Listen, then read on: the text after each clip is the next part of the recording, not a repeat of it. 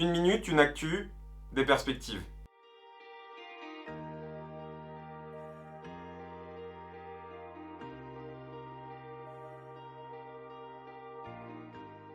Du 10 au 16 septembre se déroulait l'exercice militaire russe Zapad. Zapad qui peut se traduire par ouest en russe. Selon Moscou, ces manœuvres militaires mobilisaient environ 200 000 soldats et 17 nations y participaient. Cette démonstration de force s'inscrit dans un contexte de tension continue entre la Russie et l'Occident. Aux frontières orientales de l'Union européenne, les autorités suivent ces exercices avec attention et prudence. Alors que l'exercice militaire Zapad a lieu tous les 4 ans, cette édition 2021 s'avère tout à fait spéciale. En plus d'une augmentation significative des effectifs en présence, pour la première fois, ces manœuvres se dérouleront également sur des bases bélarusses. Le scénario d'entraînement de cette édition 2021 impliquant la défense du territoire bélarusse face à une invasion occidentale, à laquelle doit succéder une contre-offensive. Cette nouveauté était évidemment attendue alors que les liens entre Minsk et Moscou se sont renforcés ces derniers mois avec la crise actuelle au Bélarus. On parle de plus en plus d'une intégration progressive du Bélarus à la Fédération de Russie.